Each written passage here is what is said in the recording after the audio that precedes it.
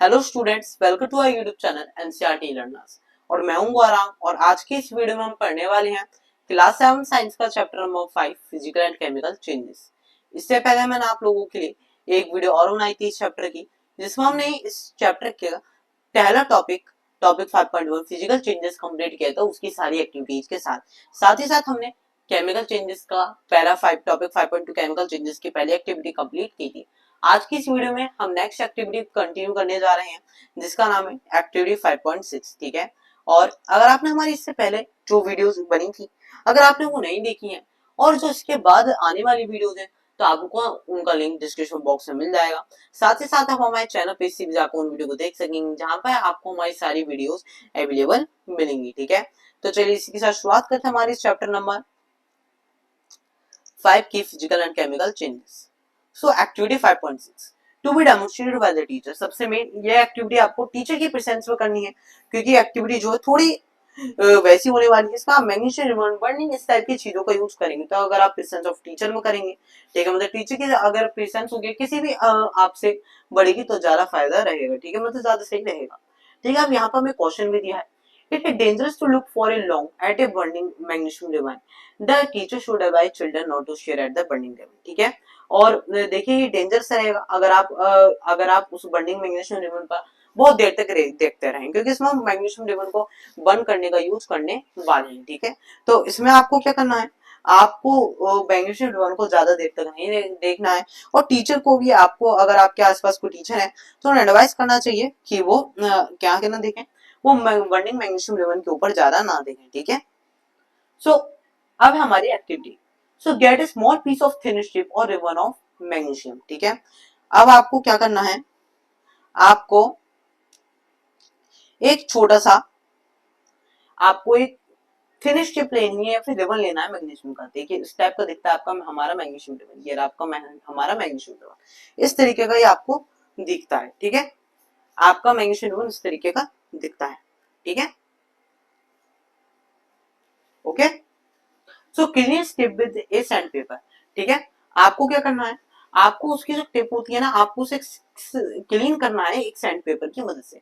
Bring the tip near a candle flame.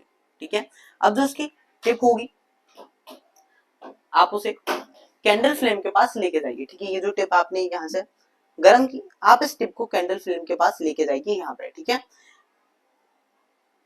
It Burns with a brilliant white light. ठीक है, ये अब जब आप इसे करेंगे, अब आप इसे देखिए, जब ये हमारी बर्न होना शुरू करेगी, ठीक है, नॉर्मली हमने देखा होगा जब हम अपना फ्लेम जलाते हैं तो ऑरेंज लाइट जलती है, रेड लाइट जलती है, ब्लू लाइट जलती है। ठीक है, लेकिन अब जब आप इस मैग्नीशियम रिबन को बर्न करेंगे तो कौन सी लाइट जलेगी, तो हमारी व्हाइट लाइट। देखिए इतनी ब्रिलियंट व्हाइट लाइट हमें जलती हुई दिखाई देगी।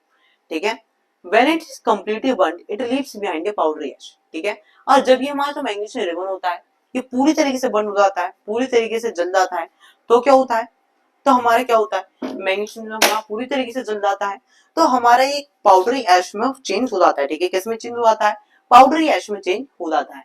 The change can be represented by the following equation. ठीक है, अब ये जो चेंज होता है, हम इसे जैसा अभी तक हम इक्वेशन पढ़ रहे हैं, हमने इससे पहले वाली एक्टिविटी में, अभी तो इक्वेशन नहीं पढ़ेंगे, लेकिन अभी आगे इसमें कई सारी आपको हर एक्टिविटी के लिए एक इक्वेशन मिलेगी। ठीक है, सो देखिए, जब हमने पहली बात तो ये हमारा ऐश पाउडर बनाई, ये क्या था, ये हमारा क्या बनाई, हमें क्या मिला, हमें एक नया प्रोडक्ट मिला। इस ऐश पाउडर को हम क्या कहते हैं, मैग्नीशियम ऑक्साइड कहते हैं। ठीक है, जब हमारा ये जो मैग्नीशियम रिबन था ये जल गया, तो क्या बना हमारा, मैग्नीशियम ऑक्साइड बना, एक पाउडरी ऐश। ठीक है, कैसा था, पाउडरी टाइप का ऐश था। ठीक है, जैसे कि देखिए आपको यहाँ इक्वेशन बताई गई है, जब हमने मैग्नीशियम और ऑक्सीजन को एक साथ मिला है। ठीक है, ऑक्सीजन मतलब हम जानते हैं, जब भी हम अगर आपको नहीं भी पता है तो मैं आपको बता देता हूँ, जैसे कई बार जब भी हम बर्निंग करते हैं तो सबसे मेन हमारा जो प्रोडक्ट चाहिए होता है, हमें ऑक्सीजन चाहिए होती है। अगर हमें कहीं भी बर्निंग करनी है तो हमें ऑक्सीजन की जरूर नीड होती है। ठीक है, तो जब हम मैग्नीशियम ऑक्सीजन मतलब बर्निंग करेंगे मैग्नीशियम की, तो हमें क्या मिलेगा, हमें मैग्नीशियम ऑक्साइड मिलेगी, MgO। ठीक है, ये आपको जितने भी यहाँ पे केमिकल फॉर्मूले लिखे हैं, मैग्नीशियम का Mg, ऑक्सीजन का O2 और मैग्नीशियम ऑक्साइड का MgO, ये आपको याद रखने और याद करने हैं। ठीक है, अब यहाँ पे हमें क्या मिली, यहाँ पे हमें मैग्नीशियम और ऑक्सीजन को मिलाकर क्या मिली, मैग्नीशियम ऑक्साइड मिली, MgO। अब यहाँ पे इन्होंने पहले तो कुछ आपको इन इक्वेशंस के बारे में बताया, इक्वेशंस किस तरीके से मैथ्स वाली इक्वेशन से अलग होती हैं। The equations here are different from those in mathematics. ये जो इक्वेशंस होती हैं यहाँ पे, ये जो हमारी मैथमेटिक्स वाली इक्वेशंस होती हैं, ठीक है, ये उनसे थोड़ी अलग होती हैं। In equations of this kind the arrow implies becomes no attempt should be made to balance the chemical equations at this stage।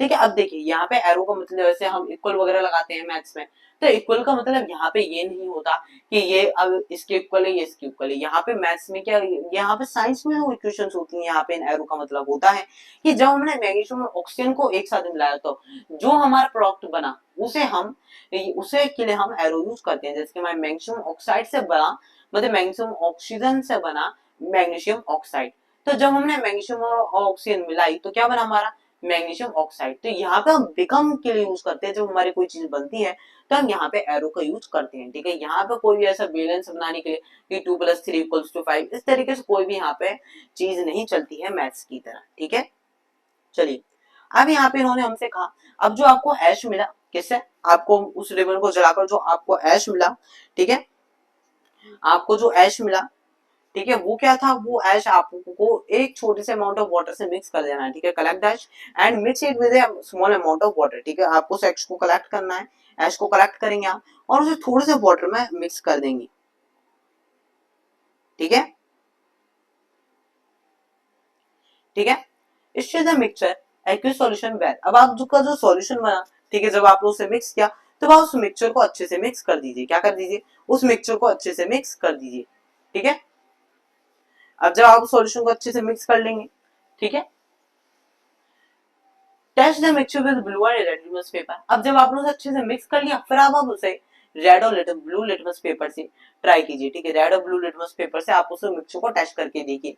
आप लोग को पता है जब हमारे लिटमस पेपर किस चीज के लिए होते हैं, ये चेक करने के लिए कि कोई भी सब्सटेंस हमारा एसिड है या बेस है। अगर हमारा सब्सटेंस एसिड होता है तो हमारा ब्लू लिटमस पेपर रेड में कन्वर्ट हो जाता है, और जब हमारा कोई भी सब्सटेंस बेस होता है तो हमारा जो रेड लिटमस पेपर होता है वो ब्लू में कन्वर्ट हो जाता है। ठीक है, आपने पढ़ा था इससे पहले वाले चैप्टरों में। ठीक है, एसिड बेस एंड सॉल्यूशंस में। ठीक है, एसिड बेस एंड सॉल्ट्स में। सो अब जब आपने इस मिक्सचर को रेड और ब्लू लिटमस पेपर से ट्राई किया, तो जो आपका मिक्सचर था उसने रेड लिटमस को ब्लू में कन्वर्ट कर दिया या फिर उसने ब्लू लिटमस को रेड में कन्वर्ट कर दिया। ठीक है, does the mixture turn red litmus blue और does the mixture turn blue litmus red.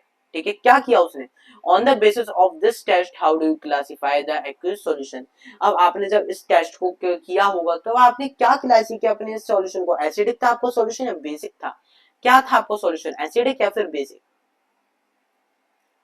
कैसा लगा आपको वो सॉल्यूशन, एसिडिक बना, बेसिक बना।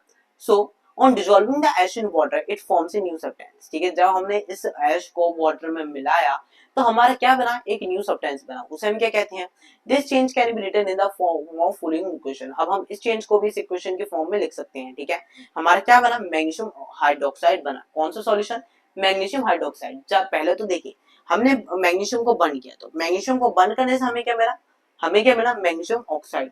और जब हमने मैग्नीशियम ऑक्साइड को पानी के साथ मिला दिया, वाटर के साथ मिला दिया, तो हमें क्या मिला, मैग्नीशियम हाइड्रोक्साइड, जिसकी क्या होता है केमिकल फॉर्मूला MgOS2। ठीक है, तो यहाँ पे भी हमें केमिकल फॉर्मूला दिया इसका पूरी क्वेश्चन दी है। जब हमने मैग्नीशियम ऑक्साइड MgO को एक साथ मिलाया प्लस वाटर SQ, जब हमने वाटर के साथ मिलाया तो हमें क्या मिला, मैग्नीशियम हाइड्रोक्साइड मिला MgOS2। ठीक है, ये भी आपकी इंपॉर्टेंट इक्वेशन है, इसे भी आप अच्छे से लर्न करके ये आपके एग्जाम में लिखने के आ सकती है क्वेश्चन। मैं आपसे नॉर्मल इसे रटने की नीड नहीं है आपको, बड़े आराम से आप इन्हें अगर आप समझ के करेंगे तो आपको इक्वेशन बड़े आराम से याद हो जाएंगी। ठीक है, अब has you have already learned in chapter 4 magnesium hydroxide is a base. अब आपने chapter 4 acid base and salts में पढ़ा भी था कि जब आपने मैग्नीशियम हाइड्रोक्साइड, जिससे हमारा क्या बनता है, मिल्क ऑफ मैग्नीशियम बनता है, वो भी क्या होता है, हमारा बेस ही होता है। पढ़ा था ना आपने चैप्टर 4 में, आपको तो पूरा टेबल दिया था, उसमें भी मैग्नीशियम हाइड्रोक्साइड हमारा लिखा हुआ था। ठीक है, so magnesium oxide is a new substance formed on the bonding of magnesium.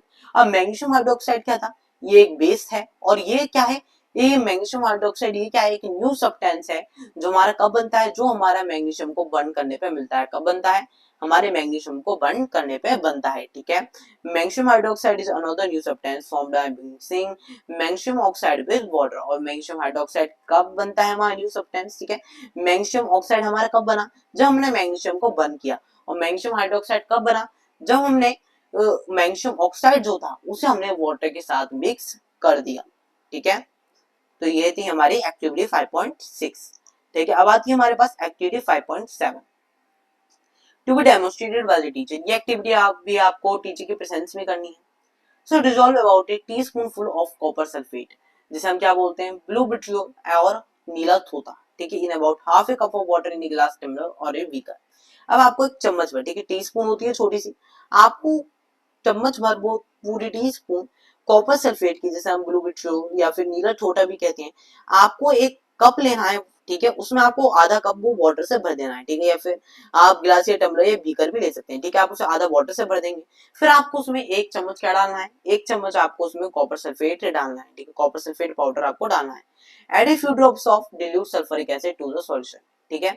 आपको क्या करना है, आपको उसे फिर dilute sulphuric acid to the solution को, मतलब आप क्या करेंगे, आपने जब टम्बलर और बीकर में जब आपने उसमें डाल दिया कॉपर सल्फेट, फिर अब आप उसमें थोड़े से कुछ ड्रॉप्स आप डिल्यूट सल्फ्यूरिक एसिड के भी डाल देंगे सॉल्यूशन में। क्या डाल देंगे, डिल्यूट सल्फ्यूरिक एसिड सॉल्यूशन में डाल देंगे, ठीक है। You should get A blue coloured solution. आपको क्या मिलेगा, आपको उसके बाद एक ब्लू कलर सॉल्यूशन मिल जाएगा, ठीक है। इस टाइप का आपको सॉल्यूशन देखने को मिलेगा जब आप उसमें कॉपर सल्फेट और dilute sulphuric acid half cup of water में डाल देंगे, ठीक है। आपको इस तरीके का सॉल्यूशन आपको देखने के लिए मिलेगा। Save a small sample of the solution in a test tube or a small glass water. अब आप इस सॉल्यूशन का थोड़ा सा स्मॉल टेस्ट ट्यूब में, एक टेस्ट ट्यूब में आप थोड़ा सा इसे निकाल कर एक छोटे से सैंपल को एक टेस्ट ट्यूब में भर के रख दीजिए, ठीक है, अलग रख दीजिए, ताकि आप उसे सेव कर सकें। क्योंकि हम जो इसमें एक्टिविटी करेंगे अभी आगे चल के, इसमें थोड़ा सा कलर चेंज हो, थोड़ा सा आपको रिएक्शन देखने के मिलेगा।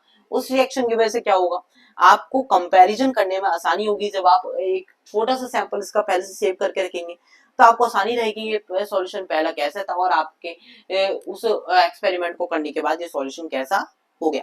तो एक छोटा सा सैंपल आप इस सॉल्यूशन का बचा के रखिए किसी भी टेस्ट ट्यूब या एक छोटी सी स्मॉल ग्लास बॉटल में। ड्रॉप ए नील और use shaving blade into the remaining solution. अब नेल मतलब, ठीक है, पेस्ट बोलते हैं ना हिंदी में, आप कोई भी या तो आयरन नेल वगैरह उसमें डाल देना है, या फिर कोई भी शेविंग ब्लेड अगर आपके पास पड़ा हो, आपको उसे उस बॉटल में या फिर टेस्ट ट्यूब में या फिर जैसे भी आपने इस टाइप का कोई भी मग वग जो भी लिया हो, आपको उसे उसमें डाल देना है, ठीक है, ठीक है। Wait for half an hour और सो। फिर आपको आधे घंटे या थोड़ी और, एक घंटे, डेढ़ घंटे, इस तरीके से आपको एक घंटे के करीबन रुकना है, ठीक है। हाफ एन आवर भी ऐसा बहुत रहेगा, तो हाफ एन आवर के करीबन आपको उसे थोड़ी देर के लिए छोड़ देना है। Observe the colour of the solution. थोड़ी देर बाद आप उस सॉल्यूशन का कलर चेक करिएगा, जब आपने उसमें आयरन वगैरह सब डाल दिया हो। हाफ एन आवर के लिए छोड़ देना, मिनिमम हाफ एन आवर तो आपको छोड़ना ही चाहिए वैसे, ठीक है। उसके आधे घंटे बाद आप देखिएगा कि उसमें कुछ फर्क आपको मिलता है या नहीं, ठीक है। Observe the colour of solution. फिर अब आप उस सॉल्यूशन का कलर ऑब्जर्व कीजिए। Compare it with the colour of the sample solution saved separately, ठीक है। आप फिर क्या कीजिए, पहले तो आप इस सॉल्यूशन का कलर कंपेयर कीजिए, और आपने थोड़ा सा, अगर आपको याद हो अभी हमने आपसे कहा थोड़ा सा सॉल्यूशन आपको सेव करके बचाना है, ठीक है। कुछ थोड़ा सा सॉल्यूशन आप टेस्ट ट्यूब में अलग सेव कर लेंगे, ठीक है। फिर आपको उसे देखना है, आपके नोटिस करेंगे पहले तो आपका कॉपर सल्फेट और डिल्यूट सल्फ्यूरिक एसिड मिलाकर सॉल्यूशन इतना ब्लू था, और थोड़ी देर बाद ही आपका सॉल्यूशन इस ग्रीन कलर में चेंज हो जाएगा, ठीक है। और जो आपका आयरन नील जिस पर आपके कोई रस्टिंग वगैरह कुछ नहीं थी, थोड़ी देर बाद आपका आयरन नील भी इस तरीके से ब्राउन हो जाएगा और खराब हो जाएगा, ठीक है। तो ऐसा क्या हुआ इस आयरन नील पर, और ऐसा क्या हुआ इस सॉल्यूशन पे जो इतना चेंज हो गया। Do you see any change in the colour of the solution. आपको क्या कुछ कलर ऑफ सॉल्यूशन में तो कुछ दिखा, आपको क्या कुछ चेंज हुआ हो। Take out the nail of blade. अब आप वो जो नेल या ब्लेड आपने जो भी उसमें डाला था, अब आप उसे भी निकाल के देखिए। Has it change in any way. अब क्या वो भी जो नेल या ब्लेड आपने डाला था, क्या वो भी थोड़ा बहुत कुछ चेंज हुआ है, वो भी थोड़ा बहुत आपको कुछ अलग लग रहा है। The changes that you notice are due to the reaction between copper sulfate and iron। ये जो आप चेंजेस नोटिस करेंगे इसके बाद, इस रिएक्शन को देखेंगे, इस कॉपर सल्फेट और आयरन के रिएक्शन को, ये क्यों हुआ, ये इसलिए हुआ क्योंकि आपका जो कॉपर सल्फेट और आयरन के बीच जो आपने कॉपर सल्फेट डाला था इसमें पाउडर एक, तो उसमें और जो आपने आयरन नील डाला था मतलब आयरन, ठीक है, उसके बीच थोड़ा सा कुछ रिएक्शन हुआ और उसके वजह से आपके सॉल्यूशन में कई सारे चेंजेस हुए। सो the change of The color of the solution from blue to green is due to the formation of iron sulfate in new substance. अब ये जो चेंज हुआ आपके कलर में, आपका जो ब्लू से ग्रीन पहुंच गया ये कलर, ये क्यों हुआ? ये एक आयरन सल्फेट के फॉर्मेशन की वजह से हुआ, जो एक न्यू सब्सटेंस हमारा फॉर्म हुआ। किसकी वजह से? यहाँ पे हमारे एक न्यू सब्सटेंस फॉर्म हुआ, क्या? Iron sulphate. ठीक है, कौन सा सब्सटेंस हमारा फॉर्म हुआ? हमारा एक न्यू सब्सटेंस फॉर्म हुआ, आयरन सल्फेट। ठीक है, कौन सा सब्सटेंस हमारा एक न्यू सब्सटेंस फॉर्म हुआ? Iron sulphate. ठीक है, जब हमने उसमें आयरन नहीं डाला तो हमारा एक न्यू सब्सटेंस फॉर्म हुआ, आयरन सल्फेट। ठीक है, वो क्या था? ये हमारा पूरा का पूरा आयरन सल्फेट लिक्विड था। ठीक है, ये हमारा पूरा का पूरा एक आयरन सल्फेट सॉल्यूशन में कन्वर्ट हो गया। किस तरीके से हुआ? ये आप देख रहे हैं, जो ग्रीन कलर का लिक्विड है आपको, ये जो आपका ग्रीन कलर का लिक्विड है, ये क्या है? हमारा पूरा का पूरा आयरन सल्फेट है। ठीक है, the brown deposit on the iron nail is copper. अब आप देखेंगे, जो आपका कॉपर का नेल वगैरह, आपने आयरन वगैरह का जो नेल डाला था, उसकी भी हालत थोड़ी अलग हो जाएगी। तो वो क्यों हुई? क्योंकि जो आपने आयरन का नेल डाला उसमें, उसके ऊपर क्या डिपोजिट हो गया? उसके ऊपर आपका कॉपर डिपोजिट हो गया। जो एक और न्यू सब्सटेंस था, क्या था? एक और न्यू सब्सटेंस था आपका आयरन नेल के ऊपर, कॉपर। ठीक है, ब्राउन डिपोजिट जो इसके ऊपर, वो क्या होती है? आपकी कॉपर। ठीक है, एक न्यू डिपोजिट हुआ आपके उस पर, आयरन नेल पर, जो क्या था? कॉपर। जो हमारे के लिए और न्यू सब्सटेंस बना, आपने कॉपर सल्फेट डाला, तो कॉपर सल्फेट में जो कॉपर प्रेजेंट था, वो क्या हुआ? वो तो आपके आयरन के ऊपर आके ब्राउन सब्सटेंस के फॉर्म में उसके ऊपर आकर जम गया। ठीक है, उसके ऊपर आगे डिपोजिट हो गया। ठीक है, और जो आपका कॉपर सल्फेट का जो सॉल्यूशन था, ठीक है, आपने जो कॉपर सल्फेट का कॉपर तो उसमें आ गया, और जो आपका आयरन था, आयरन की वजह से आपका क्या बना? आयरन की वजह से आपका आयरन सल्फेट सॉल्यूशन बन गया। ठीक है, अब हम we can write the reaction as, अब हम इसकी भी एक इक्वेशन में इसे एक्सपेरिमेंट को लिख सकते हैं। किस तरीके से? देखिए, यहाँ पे हमने कॉपर सल्फेट सॉल्यूशन जो हमारे ब्लू कलर का था, प्लस आयरन, जब हमने उसमें आयरन मिक्स किया, ठीक है, आयरन जब हमने उसमें मिक्स किया, तो कॉपर सल्फेट सॉल्यूशन और आयरन से हमें क्या मिला? Iron sulphate solution. ठीक है, क्या मिला? Iron sulphate solution. ये ग्रीन कलर वाला सॉल्यूशन हमें मिला, प्लस कॉपर ब्राउन डिपोजिट, और हमें कॉपर मिला थोड़ा सा, जो हमारे ब्राउन डिपोजिट के फॉर्म में हमारे आयरन के ऊपर आके जम गया। ठीक है, आयरन के ऊपर आकर डिपोजिट हो गया। The change in the test tube is as follows. ठीक है, अच्छा, अभी तो ये हमारा आगे है एक्टिविटी 5.8, ज्यादा आगे पहुंच गया मैं। सो एक्टिविटी 5.8, ठीक है, so take about a teaspoonful of vinegar in a test tube. ठीक है, अब आपको क्या करना है? अब आपको टीस्पूनफुल मतलब चम्मच भर आपको थोड़ा सा विनेगर लेना है टेस्ट ट्यूब में। ठीक है, चम्मच भर आप एक टेस्ट ट्यूब में विनेगर लेंगे। Add a pinch of baking soda to it. अब थोड़ा सा एक पिंच लेनी है आपको बेकिंग सोडा की, उस पर डाल देनी। ठीक है, you will hear a hissing sound and see bubbles of a gas coming out. आपके देखेंगे, आपको कुछ हिसिंग हिसिंग सी साउंड आने लगेगी उसमें से, उस टेस्ट ट्यूब में से, और आपको उसके बबल्स दिखाई दे रहे होंगे उसमें से आते हुए। ठीक है, इस तरीके से। ठीक है, ये देखिए आपको यहाँ पर फिगर दिखाई गई है। यहाँ पे जब आप विनेगर डालेंगे, ठीक है, वो विनेगर के ऊपर बेकिंग सोडा डाल देंगे। ठीक है, एक पिंच ऑफ बेकिंग सोडा डाल देंगे, तो उससे क्या होगा? यहाँ पे आपको बबल फील होने लग जाएंगे, और हिसिंग हिसिंग सी साउंड आने लगेगी, जैसे बबल के फूटने पे आती है, इस टाइप की आपको साउंड आने लगेगी। ठीक है, pass this gas through freshly prepared lime water as shown in figure 5.5। अब आपको एक काम करना है, आपको उस गैस को किस तरीके से करना है? आपको उस गैस को, ये जब आपकी गैस निकलेगी, ठीक है, क्या निकलेगी? बेकिंग सोडा में से गैस निकलेगी, आपको उसे इस तरीके से अरेंजमेंट करना है कि आप दूसरे टेस्ट ट्यूब में क्या ले लें? दूसरी टेस्ट ट्यूब में आप लाइम वाटर ले लें, और जब आप उसे लाइम वाटर में डाल दें, तो उससे क्या हो?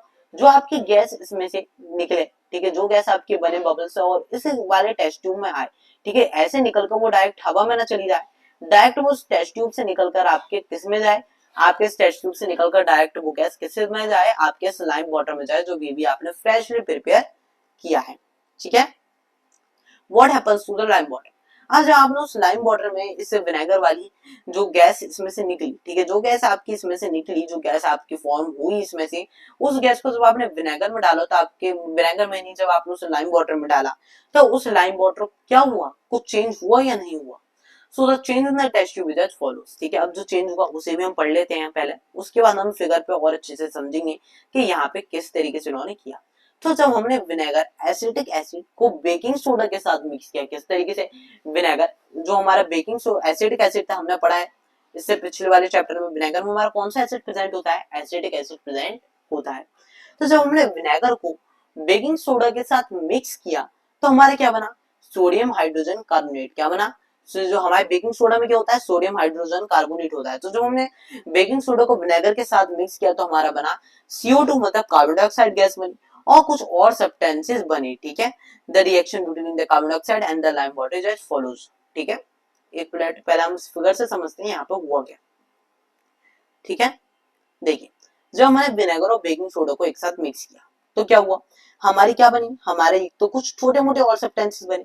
मेनली हमारा क्या फॉर्म हुआ, हमारी CO2 गैस फॉर्म हुई। यहाँ पे हमारी जो बबल्स आए, उन बबल्स में कौन सी गैस निकली, उन बबल्स से हमारी कार्बन डाइऑक्साइड गैस निकली, ठीक है। जब वो गैस हमने क्या किया, इस तरीके से पाइप की फिटिंग की और यहाँ से रास्ता बंद कर दिया, जिससे क्या हुआ, वो जो कार्बन डाइऑक्साइड गैस निकली वो हमारे पाइप से होती हुई सीधे लाइम वाटर के बीच में आई, ठीक है। अब लाइम वाटर से क्या हुआ वो भी हम पहले पढ़ लेते हैं। जब हमने लाइम वाटर में डाला तो कार्बन डाइऑक्साइड CO2, ठीक है, जैसे हम क्या बोलते हैं CO2 प्लस लाइम वाटर, जब हमने कार्बन डाइऑक्साइड और लाइम वाटर को एक साथ मिक्स किया यहाँ से, ठीक है, CO2 हमारी यहाँ से आई और लाइम वाटर हमारे इसमें था, ठीक है। तो लाइम वाटर के एक तो पहले आप ये याद रखिएगा क्या होती है हमारी लाइम वाटर का केमिकल फॉर्मूला CaOH2, ठीक है, CaOH2। तो हमारा क्या बना, तो हमारा बना calcium carbonate CaCO3 plus water H2। हमारा क्या बना, एक तो कैल्शियम कार्बोनेट बना और हमारे वाटर बना, ठीक है।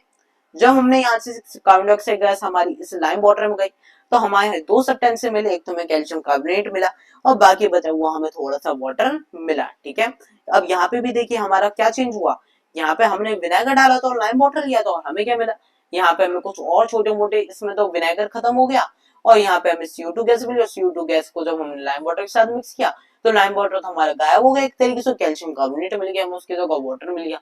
तो यहाँ पे भी तो हमारा केमिकल चेंज ही हुआ, ठीक है। अभी केमिकल चेंज के बारे में हम पढ़ेंगे कि केमिकल चेंज बेसिकली होता क्या है, ठीक है। केमिकल चेंज की डेफिनेशन वगैरह बताएंगे, ठीक है। ये केमिकल चेंज अगर हम आपको बताएं तो केमिकल चेंज में क्या होता है, एक ऐसा चेंज जिससे हमारे एक या कई सारे न्यू न्यू सब्सटेंसेस बनते हैं किसी, जैसे हमने इसमें अभी हमने लिया तो लाइम वाटर था और विनेगर लिया था, हमें क्या मिला, कैल्शियम कार्बोनेट, ठीक है। ये जनरली इनरिवर्सिबल होते हैं, ठीक है। हम जैसे हम क्या करते हैं, हमने जब उसे चेंज किया तो उससे क्या हुआ, अब हम क्या विनेगर, अब जो हमने कैल्शियम कार्बोनेट बना लिया, क्या हम उससे वापस विनेगर बना सकते हैं, नहीं बना सकते, नहीं बना सकते ना। तो इस टाइप के चेंजेस जिनमें हमें एक से कोई और नई चीज मिले, ठीक है, बिल्कुल नई चीज मिले और वो चीज वापस उसमें कन्वर्ट नहीं हो सकती हो, ठीक है, उस चीज उन सब चेंजेस को हम केमिकल चेंज कहते हैं। When carbon dioxide is passed through lime water, calcium carbonate is form, ठीक है, which makes the water milky, lime water milky, ठीक है। जब हमने कार्बन डाइऑक्साइड को लाइम वाटर में से पास किया तो हमारा क्या फॉर्म हुआ, हमारा कैल्शियम कार्बोनेट बना, जिसने हमारे लाइम वाटर को क्या बना दिया, मिल्की बना दिया। The turning of lime water into milky as a standard test of carbon dioxide, ठीक है। अब ये जो हमारा जो लाइम वाटर था मिल्की में कन्वर्ट हुआ, ये क्या होता है, ये हमारा एक स्टैंडर्ड टेस्ट होता है, क्या होता है, एक स्टैंडर्ड टेस्ट होता है कार्बन डाइऑक्साइड का, मतलब बहुत बड़ी बड़ी लैब्स में किया जाता है टेस्ट, बहुत सारी चीजों में टेस्ट काम आता है। तो ये एक टाइप का स्टैंडर्ड टेस्ट हमारा होता है। You will use it in chapter 6 to show that the air we breathe is rich in our carbon dioxide, ठीक है। जब हम अभी हम पढ़ेंगे क्लास 6 में, क्लास 6 नहीं सॉरी चैप्टर 6 में हम पढ़ेंगे, ठीक है। चैप्टर 6 में हम पढ़ेंगे जो एयर हम ब्रीथ करते हैं ना, ठीक है, मैं आपको बताता हूँ। हम चैप्टर 6 में आप ये चीज पढ़ेंगे भी, ये जो आप एयर ब्रीथ करते हैं, आपने सुना होगा बचपन से कि हम कौन सी एयर ब्रीथ करते हैं, हम ऑक्सीजन को ब्रीथ करते हैं, और हम कौन सी एयर को एक्सहेल करते हैं, कार्बन डाइऑक्साइड को गैस एक्सहेल करते हैं, ठीक है। लेकिन अगर हम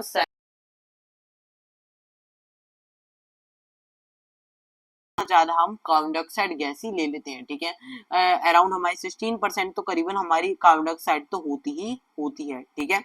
सो और तो ये जो हमारी कार्बन डाइऑक्साइड गैस होती है हम मेनली इसे इनहेल करते हैं, लेकिन अगर हम बात करें जो हमारे काम आती है और जो हमारी मेन गैस होती है जो हमारे इनहेलेशन में काम आती है और सबसे ज्यादा इंपॉर्टेंट होती है वो हमारे लिए ऑक्सीजन ही होती है। इसलिए क्या होता है, हम मेन कौन सी गैस एक्सहेल करते हैं, ऑक्सीजन ही करते हैं, लेकिन अगर हम इसे तोड़े गैस को तो हम तब भी थोड़ी बहुत CO2 ही गैस एक्सहेल मतलब इनहेल करते हैं, ठीक है।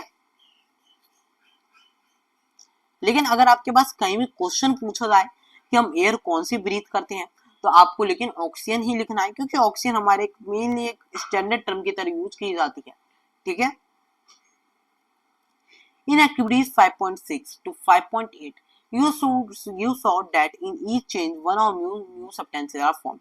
आपने एक्टिविटी 5.6 से 5.8 तक अभी देखा, हमने हर चेंज में देखा कि हमारे एक या एक से कई सारे ज्यादा नए नए सब्सटेंसेस फॉर्म हो रहे हैं, ठीक है, कभी कुछ फॉर्म हो रहा है तो कभी कुछ फॉर्म हो रहा है, ठीक है।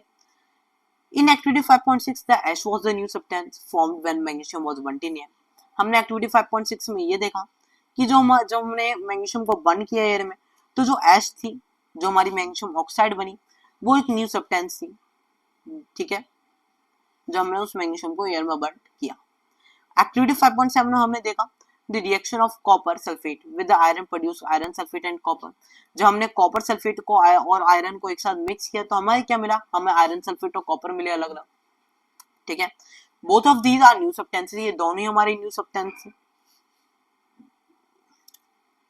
Copper was deposited on the shaving blade of iron.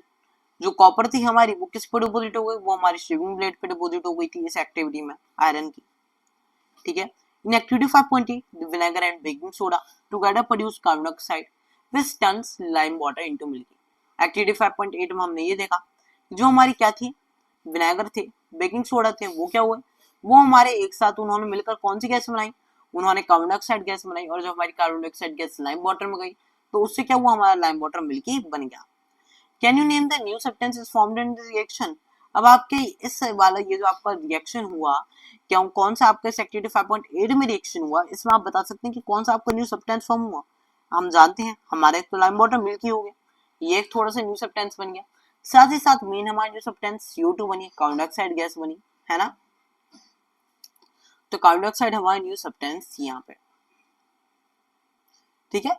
अब आती है हमारे पास केमिकल चेंज। तो केमिकल रिएक्शन होता क्या है, a change in which one or more new substances are formed is called a chemical change, ठीक है।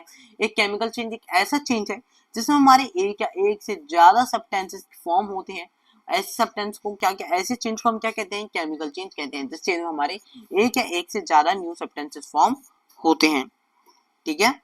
अब एक chemical change is also called a chemical reaction. इसी केमिकल चेंज को हम क्या कहते हैं, केमिकल रिएक्शन भी कहते हैं। मैंने आपको उससे पहले भी डेफिनेशन बताई थी। केमिकल चेंज हमारा क्या होता है, ऐसा रिएक्शन जिसमें हमारे एक या एक से ज्यादा न्यू सब्सटेंसेस फॉर्म हो, ऐसे रिएक्शन को हम केमिकल रिएक्शन कहते हैं, ठीक है। Chemical reactions are very important in our lives, ठीक है। ये जो केमिकल चेंजेस होते हैं ये हमारी लाइफ में बहुत ज्यादा इंपॉर्टेंट होते हैं। Only substances are formed as a result of chemical change. हमारे जितने भी न्यू न्यू सब्सटेंसेस फॉर्म होते हैं वो सब क्यों होते हैं, वो सब एक रिजल्ट होते हैं केमिकल चेंज का। वो कब फॉर्म होते हैं, जब हमारा केमिकल चेंज ही होता है, ठीक है। For example digestion of food in our body, ठीक है, digestion of food in our body, ripening of fruits, fermentation of grapes, etc. happen due to the series of chemical change। ये जितने भी हमारे बॉडी में डाइजेशन होता है, fermentation होती है ग्रेप्स की, ठीक है, फ्रूट्स हमारे जो पकते हैं, ये सब क्यों पकते हैं, ये हमारे किसकी वजह से पकते हैं, ये सब हमारे तभी तो पकते हैं जब हमारे आसपास केमिकल चेंज होते हैं। अगर केमिकल चेंज नहीं होंगे तो ये सब हमारे सब्सटेंसेस किस तरीके से करेंगे काम। A medicine is the end product of the chain of these chemical reaction। और ये जो हमारी मेडिसिन होती है ये भी एक एंड प्रोडक्ट होती है इस चैन का, ठीक है, केमिकल रिएक्शंस का ये भी एक पूरा एंड प्रोडक्ट होती है, ठीक है। मेडिसिन होती है हमारी, मेडिसिन भी तो बहुत इंपॉर्टेंट होती है, लेकिन मेडिसिन भी तो हमारी केमिकल रिएक्शन से ही बनती है ना। मेडिसिन भी तो हमारी केमिकल रिएक्शन की मदद से ही बनती है। Useful new materials such as plastics and detergents and are produced by chemical reactions. अब ये जो हमारे न्यू सब्सटेंसेस यूजफुल मटेरियल जो हम यूज करते हैं, प्लास्टिक हो गई, डिटर्जेंट्स हो गए, ये भी हमारे केमिकल रिएक्शन से बनाए जाते हैं। Indeed every new material is discovered by studying chemical change. और कोई भी अगर हमारा न्यू मटेरियल बनता है ना, कोई भी ऐसा न्यू मटेरियल बनता है वो हमारे इन केमिकल रिएक्शंस की वजह से बनता है। किसकी वजह से बनता है, इन केमिकल रिएक्शंस की वजह से बनता है, ठीक है। आप produced in A chemical change, ठीक है। We have seen that one or more new substances are produced in chemical change। हमने पढ़ा इन केमिकल चेंजेस में हमारे एक या एक से ज्यादा कई सारे नए नए चेंजेस होते हैं और हमारे न्यू सब्सटेंसेस फॉर्म होते हैं। In addition to new products the following में कंपनी ये केमिकल चेंज। अब ठीक है, अगर हम न्यू प्रोडक्ट्स की भी बात करें और बात करें और न्यू प्रोडक्ट्स की, तो ये भी हमारे सब केमिकल चेंज का ही पार्ट होते हैं, जैसे कि हमारी हीट, लाइट और any other radiation. Ultraviolet rays for example may be given of और ऑब्जेक्ट। जब हम अल्ट्रावायलेट रेज वैसे बहुत हार्मफुल होती हैं इन रिएक्शंस में, ठीक है, हमारी हीट प्रोड्यूस हो जाती है, लाइट भी कई बार प्रोड्यूस होती है इन केमिकल रिएक्शंस की वजह से। अल्ट्रावायलेट रेज कई बार बहुत सारी अलग अलग टाइप की रेडिएशन, और कई बार यूवी रेज भी तो बहुत खतरनाक होती हैं, वो भी फॉर्म होती हैं कई बार, और या फिर ऑब्जर्व होती हैं इन रिएक्शंस में। साउंड में प्रोड्यूस हो जाती है कई बार। एक change in smell and may take place और a new smell has been may be given off, ठीक है, ऐसे भी हो सकता है कि कुछ स्मेल में चेंज हुआ हो, ठीक है, या फिर कोई न्यू स्मेल आपकी फॉर्म हुई हो। एक कलर चेंज में टेक प्लेस, क्या ऐसे भी हो सकता है कुछ कलर में चेंज हुआ हो आपके उसमें। एक गैस में भी फॉर्म, कोई भी ऐसी गैस बन सकती है आपकी इन केमिकल चेंजेस में। Let us look at some examples, अब कुछ हम एग्जांपल्स को भी देख लेते हैं, ठीक है, हम कुछ एग्जांपल्स भी पढ़ लेते हैं इन्हीं के। You saw that burning of magnesium ribbon is a chemical change. आपने देखा कि जो हमने जब मैग्नीशियम रिबन को बर्न किया तो ये भी केमिकल चेंज था। बर्निंग ऑफ कोल, वुड और leaves is also chemical change. जब हमने कोल को बर्न किया, वुड को बर्न किया या फिर लीव्स को बर्न किया, वो भी एक केमिकल चेंज था। In fact burning of any substance is a chemical change. In fact मतलब हम किसी भी चीज को बर्न कर रहे हैं, पहली बात हर चीज हमारी बर्न होते समय केमिकल चेंज ही कहलाती है। हम भले किसी भी चीज को बर्न कर रहे हो, हम आयरन को मतलब हम प्लास्टिक को बर्न कर रहे हो, ठीक है, हम किसी भी चीज को बर्न कर रहे हो, वो चीज हमारी केमिकल चेंज कहलाती है जब तक वो बर्न हो रही है। Burning is always accompanied by production of heat. अब जो बर्निंग जो होती है हमारी हमेशा प्रोडक्शन ऑफ हीट के साथ होती है। जब भी हमारी बर्निंग होती है तो हमारी हीट भी जरूर प्रोड्यूस होती है, ठीक है। Explosion of firework is a chemical change. कई बार ऐसा होता है कि कहीं फायरवर्क वगैरह की वजह से कहीं एक्सप्लोजन वगैरह हो गया, तो वो भी हमारे केमिकल चेंज ही होता है, ठीक है। फायरवर्क्स मतलब आप समझते हैं जो क्रैकर्स वगैरह की इंडस्ट्रीज होती हैं, कई बार उनमें कहीं भी आग वाग लग जाती है किसी चीज के फटने की वजह से, तो वो हमारे केमिकल चेंज कहलाता है। You know that such an explosion produces heat, light, sound and unpleasant gases that pollute the atmosphere. हम जानते हैं जब भी हमारा कोई ऐसा एक्सप्लोजन होता है तो हमारी हीट प्रोड्यूस होती है, लाइट प्रोड्यूस होती है, साउंड प्रोड्यूस होती है, और कोई भी ऐसी अनप्लेजेंट गैसेस प्रोड्यूस होती हैं जो हमारे एटमॉस्फेयर को भी ज्यादातर पोल्यूट करती हैं। That is why you are advised not to play with the fireworks. इसलिए आपको एडवाइस किया जाता है कि फायरवर्क्स से ज्यादा नहीं खेलना चाहिए। जितना ज्यादा धुआं होगा उतना ज्यादा पॉल्यूशन होगा और वो आपको भी नुकसान करेगा। When foods get spoiled, it produces a foul smell. जब हमारा खाना खराब हो जाता है, फूड खराब हो जाता है, तो उसमें से भी बड़ी गंदी सी स्मेल आने लग जाती है। Shall we call this a change, a chemical change? अब ये जो चेंज हुआ क्या ये भी हमारे केमिकल चेंज का पार्ट था? बिल्कुल, ये भी हमारे केमिकल चेंज का ही पार्ट होता है। You must have noticed that a slice of an apple acquires a brown color if it is not consumed immediately. आपने नोटिस किया होगा जो हमारा स्लाइस होता है एप्पल का, जो वो हमारा एप्पल होता है, कई बार उस पे भी कुछ ब्राउन कलर का सा दिखने मटेरियल आपको लग जाता है। अगर हम उसे तुरंत नहीं खाते, ठीक है, 1 घंटे बाद, आधे पौन घंटे बाद उसको कुछ ब्राउन ब्राउन से सब्सटेंस आने लग जाता है। If you have not seen this change in color, cut a fresh slice of potato and keep it away for some time. अगर आपने इस चेंज को कभी नहीं भी देखा है तो आप इसे कट कीजिए तो एक स्लाइस एप्पल की और उसे थोड़ी देर के लिए रख दीजिए। Repeat the same activity with the slice of potato और ब्रिंजल, और यही सेम एक्टिविटी आप ब्रिंजल और पोटैटो के साथ भी करके देखिए, ठीक है। ये आप देखेंगे आपको जो एप्पल था उसके ऊपर एक ब्राउन ब्राउन से सब्सटेंस डिपोजिट होने लगेगा, ठीक है, उससे टेस्ट भी थोड़ा सा चेंज हो जाता है एप्पल का, ठीक है। चलिए, the change of the colour in these cases due to the formation of new substance. अब ये जो इन यहाँ पे चेंज हुआ इन कलर का इन केसेस में, ये भी फॉर्मेशन ऑफ न्यू सब्सटेंसेस की वजह से हुआ। यहाँ पे हमारे न्यू सब्सटेंसेस फॉर्म हुए इसलिए ये चेंज हुआ।